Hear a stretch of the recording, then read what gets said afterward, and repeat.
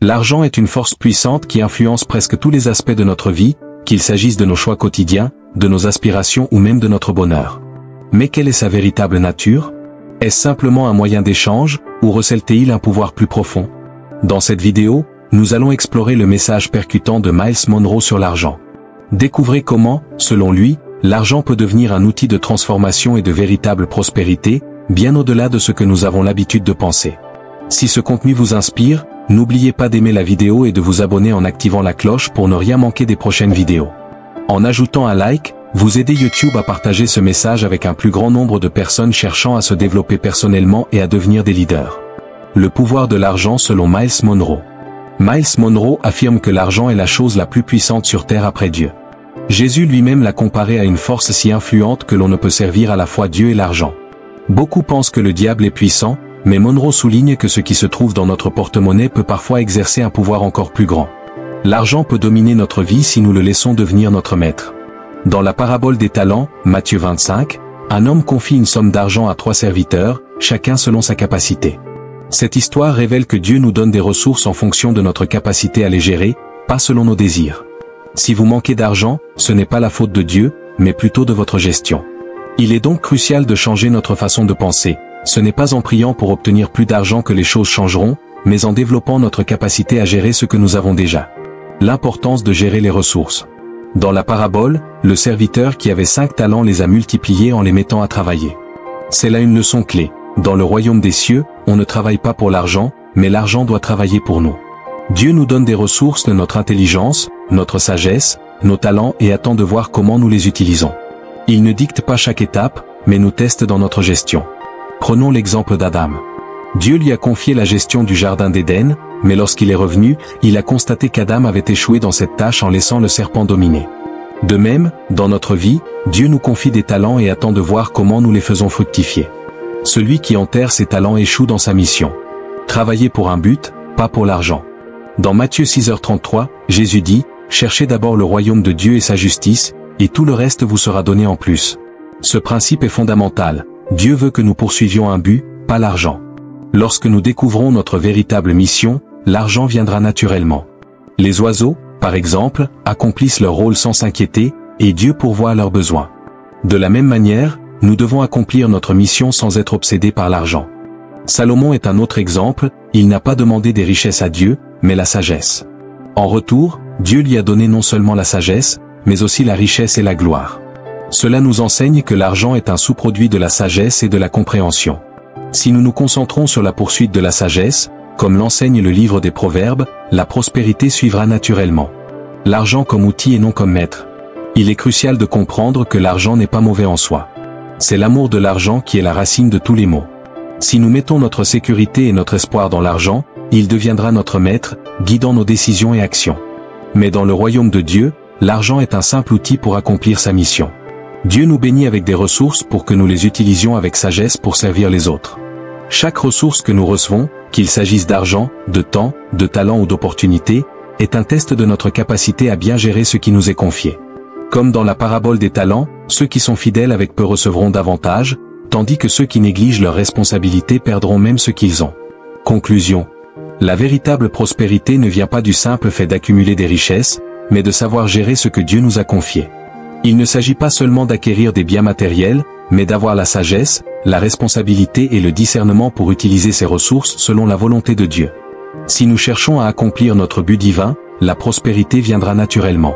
N'oubliez pas que l'argent est un moyen, pas une fin. Recherchez d'abord le royaume de Dieu, et tout le reste suivra. Si ce message vous a inspiré, partagez-le autour de vous pour aider d'autres personnes à découvrir ces principes de vie puissants. Merci d'avoir regardé, et à très bientôt pour une nouvelle vidéo. La manière dont nous utilisons notre influence pour bénir les autres nous conduit à une vérité essentielle. Bien que l'argent puisse avoir un impact significatif dans nos vies, il ne doit pas être notre objectif principal. Notre priorité devrait être de suivre la volonté de Dieu et de réaliser ce à quoi il nous a appelés. Lorsque nous concentrons nos efforts sur notre mission divine, Dieu pourvoit à tous nos besoins. Il nous donne tout ce qui est nécessaire pour accomplir notre mission. Ceux qui vivent selon les principes de Dieu et gardent une perspective juste verront toujours leurs ressources, y compris l'argent, être suffisantes. Cela ne signifie pas que nous devons ignorer nos besoins financiers.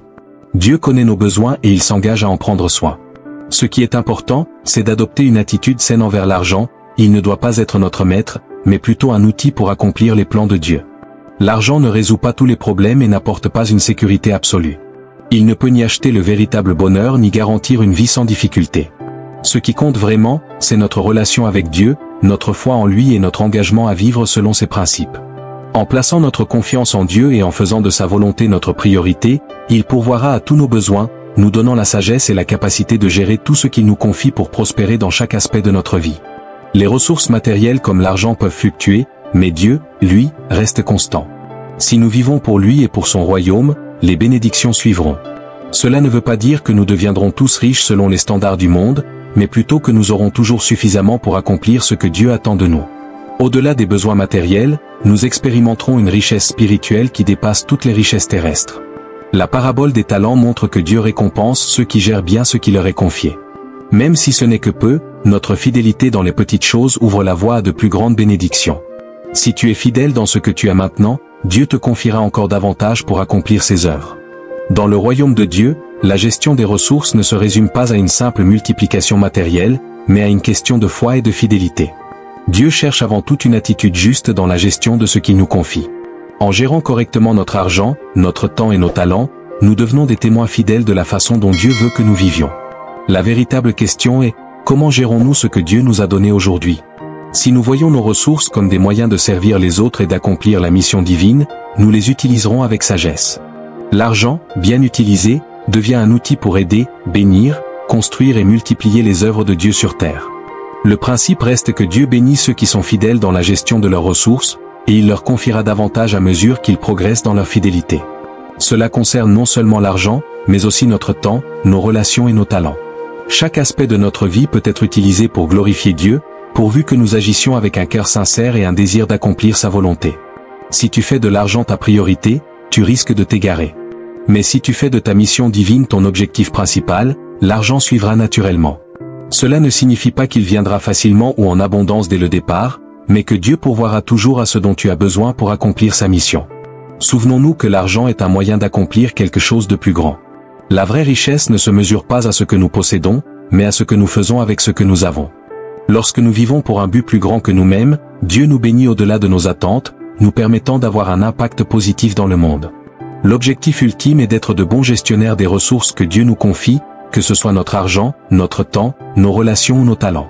En étant fidèles dans les petites choses, en utilisant nos ressources pour honorer Dieu et servir les autres, nous accédons à une prospérité véritable, celle qui découle d'une vie centrée sur la volonté divine. Vivre en tant que bons intendants des ressources que Dieu nous confie libère notre cœur de l'anxiété liée à la quête incessante des biens matériels. En plaçant notre foi en Dieu et en agissant selon sa volonté, nous trouvons un équilibre entre nos besoins matériels et spirituels, et nous découvrons une vie épanouie, fondée sur des valeurs éternelles. Dieu ne mesure pas notre succès par la quantité de biens accumulés, mais par la manière dont nous utilisons ce que nous avons pour accomplir son œuvre. Le royaume de Dieu fonctionne selon des principes différents de ceux du monde. Dans le monde, l'accumulation est perçue comme un signe de succès, alors que dans le royaume de Dieu, la véritable richesse réside dans la générosité, le service et la fidélité. Jésus nous enseigne que donner n'est pas une perte, mais un investissement éternel qui génère des bénédictions durables. Si nous choisissons de vivre pour Dieu et de placer notre confiance en lui, il pourvoira à nos besoins de manière inattendue. En retour, il attend de nous que nous utilisions nos ressources avec sagesse et générosité. En fin de compte, Dieu utilise souvent ce que nous percevons comme limité pour accomplir des choses extraordinaires. L'exemple de Jésus nourrissant 5000 personnes avec 5 pains et 2 poissons montre que ce qui semble insuffisant aux yeux du monde peut devenir abondant entre les mains de Dieu. Lorsque nous sommes fidèles dans ce que nous avons, nous devenons des instruments pour accomplir des œuvres plus grandes que nous. Au lieu de chercher à accumuler pour nous-mêmes, nous devons être de bons intendants, utiliser ce que Dieu nous confie pour servir et bénir les autres, et ainsi glorifier Dieu dans tout ce que nous faisons. Dieu ne nous appelle pas à négliger nos besoins ou à vivre dans la pauvreté. Au contraire, il souhaite que nous prospérions, mais de manière équilibrée et selon sa volonté. Il nous demande d'être des intendants fidèles, en utilisant nos ressources, qu'elles soient financières ou autres, avec sagesse, pour accomplir ses desseins. Dans le royaume de Dieu, la véritable prospérité ne se limite pas à l'argent ou aux biens matériels. Elle réside dans la manière dont nous utilisons ce que nous possédons pour faire avancer son royaume. Lorsque nous mettons nos ressources au service des autres, en aidant ceux dans le besoin, en répandant l'évangile, et en soutenant des causes honorant Dieu, nous nous alignons sur sa mission divine. Le royaume de Dieu est fondé sur la générosité et le service, à l'image de Jésus, qui a donné sa vie en sacrifice. Nous sommes appelés à suivre cet exemple en utilisant ce que Dieu nous a donné pour bénir notre entourage. Une vérité clé dans la gestion des ressources est que Dieu teste notre fidélité avec les petites choses avant de nous en confier davantage. Dans la parabole des talents, Jésus enseigne que la fidélité dans les petites responsabilités prépare le terrain pour de plus grandes bénédictions. Si nous sommes fidèles avec ce que nous possédons, même en petite quantité, Dieu nous accordera davantage. Ce principe s'applique non seulement aux finances, mais aussi à nos relations, notre temps et nos talents. Cela signifie que nous devons cultiver une attitude de fidélité au quotidien, même dans les petites décisions. Parfois, nous attendons une grande opportunité pour démontrer notre loyauté, mais Dieu observe notre comportement dans les détails du quotidien. La manière dont nous gérons nos ressources reflète notre cœur. Si nous utilisons nos bénédictions avec sagesse et intégrité, nous montrons que notre cœur est aligné avec celui de Dieu. L'argent et les biens ne doivent pas devenir des idoles, mais plutôt des outils pour accomplir la mission divine. Jésus a dit, « Il y a plus de bonheur à donner qu'à recevoir » Actes 20h35. Notre objectif n'est pas d'accumuler des richesses pour nous-mêmes, mais de les utiliser pour bénir les autres et étendre le royaume de Dieu. La vraie générosité ne nous appauvrit pas, elle nous enrichit spirituellement et nous fait accumuler des trésors éternels. Un autre défi est de ne pas se laisser dominer par les préoccupations financières. Dieu promet de pourvoir à nos besoins si nous cherchons d'abord son royaume et sa justice, Matthieu 6h33. Cela ne signifie pas négliger nos responsabilités financières, mais plutôt gérer nos finances avec sagesse tout en faisant confiance à Dieu. En contribuant par nos dons, nos talents et notre temps, nous participons activement à l'œuvre de Dieu sur terre. Que ce soit pour soutenir des ministères, aider les démunis, ou investir dans des projets qui honorent Dieu, nous accumulons des trésors célestes, là où ni la rouille ni les mythes ne peuvent détruire, Matthieu 6, 19-21. Jésus a dit, « Là où est ton trésor, là aussi sera ton cœur » Matthieu 6h21. Nos choix financiers révèlent souvent nos priorités. Si notre trésor est en Dieu, nous utiliserons nos ressources pour son royaume. Sinon, nous risquons de devenir esclaves de l'argent. Nos possessions matérielles doivent être utilisées pour honorer Dieu et refléter notre amour pour lui. Enfin, la générosité ne concerne pas uniquement l'argent. Elle s'étend à notre temps, notre énergie et nos talents. Dieu nous appelle à être généreux dans toutes les dimensions de notre vie, en utilisant ce qu'il nous a donné pour accomplir de bonnes œuvres, Éphésiens 2h10. Notre travail, notre bénévolat, et nos actions quotidiennes doivent être faits pour la gloire de Dieu. En résumé, la gestion fidèle des ressources est un acte de foi et un témoignage de notre dévotion. Dieu bénit ceux qui sont généreux. Adoptons un mode de vie de générosité, reflétant l'amour et la grâce de Dieu. Celui qui donne avec joie sera béni, 2 Corinthiens 9h7. 2 Corinthiens 9h7 nous rappelle que, bien que l'argent et les ressources matérielles aient une valeur sur terre, il existe une bénédiction bien plus grande dans l'acte de donner. Dieu honore cette générosité en pourvoyant davantage pour que nous puissions continuer à bénir les autres. Être fidèle dans la gestion des ressources ne consiste pas uniquement à donner de l'argent ou à accomplir des actions visibles. C'est avant tout une attitude intérieure, une disposition du cœur qui cherche à honorer Dieu dans chaque aspect de notre vie, y compris dans la gestion de nos finances, de notre temps, de nos talents et de nos relations. Chaque décision que nous prenons, aussi petite soit-elle, a une conséquence éternelle. Nous sommes donc appelés à examiner nos motivations profondes et à nous assurer que nous agissons selon la volonté de Dieu. Lorsqu'on met Dieu en priorité dans notre gestion des ressources, cela a un impact positif sur notre propre vie. Dieu nous bénit de manière inattendue, non pas par une promesse de prospérité matérielle immédiate, mais par une paix intérieure, une joie profonde et un sentiment d'accomplissement. En vivant pour Dieu et en utilisant nos ressources pour sa gloire, nous trouvons une satisfaction qui dépasse tout ce que l'argent peut offrir. L'un des plus grands défis dans la gestion des ressources est de résister à la tentation de vivre pour nous-mêmes. Le monde nous incite constamment à rechercher plus pour notre propre confort et à voir l'argent comme une finalité. Mais dans le royaume de Dieu, plus nous donnons, plus nous recevons non pas de manière matérielle, mais spirituelle et éternelle. Jésus lui-même a dit, « Car celui qui veut sauver sa vie la perdra, mais celui qui perd sa vie à cause de moi la trouvera » Matthieu 16h25. C'est dans le don de soi et la gestion fidèle des ressources confiées par Dieu que nous trouvons la vraie vie. Dieu nous appelle à nous détacher de l'emprise de l'argent et des biens matériels. Ce n'est pas que posséder des biens soit mauvais, mais notre cœur ne doit pas s'y attacher. Jésus avertit contre l'amour de l'argent en disant, « Nul ne peut servir deux maîtres, ou bien il haïra l'un et aimera l'autre, ou bien il s'attachera à l'un et méprisera l'autre. Vous ne pouvez pas servir Dieu et l'argent, Matthieu 6h24. Cela signifie que nos priorités doivent être alignées sur la volonté de Dieu, et que nous devons choisir de l'honorer dans tous les aspects de notre vie, y compris dans la manière dont nous gérons nos ressources. Il est essentiel de comprendre que Dieu ne mesure pas notre fidélité à ce que nous possédons, mais à notre capacité à utiliser ce que nous avons pour accomplir son œuvre. Dans la parabole des talents, les serviteurs qui ont investi et fait fructifier ce qui leur avait été confié ont été récompensés, tandis que ceux qui ont enterré leurs talents par peur ou négligence ont vu leurs ressources leur être retirées. Cela montre que la gestion fidèle des dons de Dieu n'est pas seulement un principe spirituel, mais aussi une préparation pour des bénédictions plus grandes. En fin de compte, gérer fidèlement nos ressources n'est pas une simple tâche administrative, mais un acte continu de soumission et de partenariat avec Dieu. Chaque jour, nous avons l'opportunité d'être fidèles dans l'utilisation de notre argent, notre temps, nos talents et nos relations. Cela demande une vigilance constante pour s'assurer que nos actions reflètent nos priorités spirituelles. Lorsque nous plaçons Dieu au centre de notre gestion, nous découvrons que la véritable liberté ne se trouve pas dans l'accumulation de biens, mais dans la gestion et le partage des bénédictions que Dieu nous accorde. Comme le disait John Wesley, * gagnez tout ce que vous pouvez, économisez tout ce que vous pouvez, et donnez tout ce que vous pouvez. * Ce principe résume bien l'appel à une gestion équilibrée et fidèle des ressources. Nous sommes appelés à travailler et à gagner, non pas pour accumuler des richesses pour nous-mêmes, mais pour pouvoir donner. Cette générosité est non seulement un acte de foi, mais aussi un puissant témoignage. En bénissant les autres, nous montrons l'amour de Dieu et sa générosité envers nous, et par nos actions, nous témoignons que Dieu est notre source de provision. Enfin, la gestion fidèle de nos ressources a une dimension de responsabilité intergénérationnelle.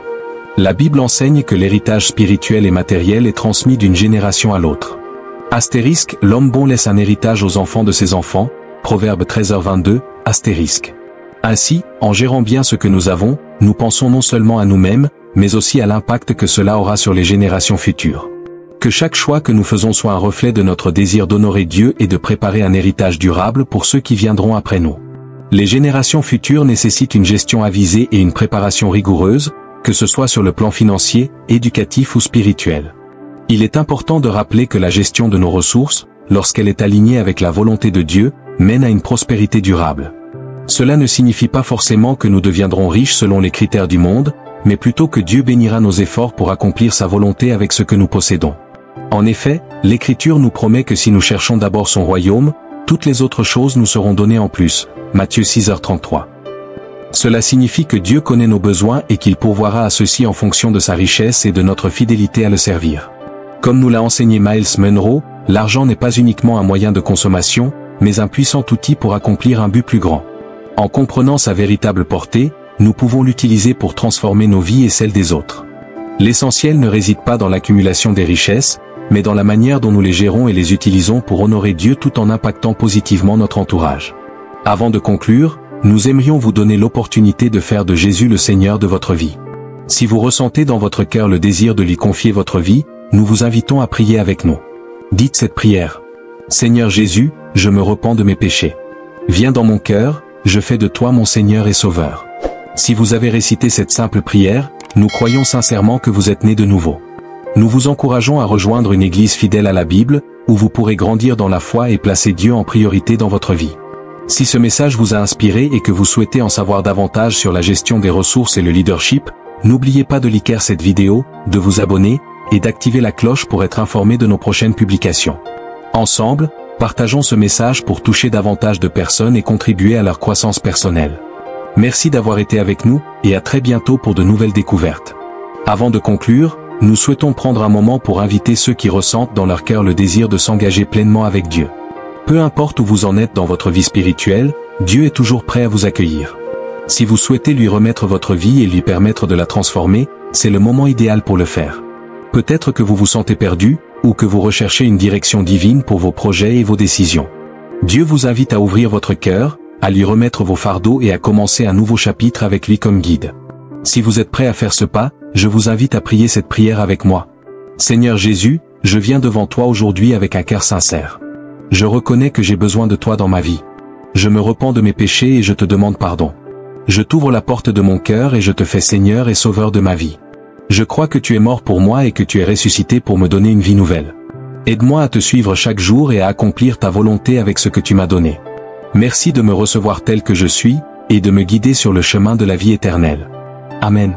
Si vous avez prié cette prière, nous croyons sincèrement que vous êtes né de nouveau. Nous vous encourageons à rejoindre une église fidèle à la Bible, à plonger dans sa parole, et à laisser Dieu être au centre de votre vie. Si ce message vous a touché et que vous souhaitez en apprendre davantage sur la gestion des ressources, la foi et le leadership selon Dieu, n'oubliez pas de liker cette vidéo, de vous abonner, et de partager ce message autour de vous. Ensemble, faisons grandir cette communauté et impactons positivement le monde qui nous entoure.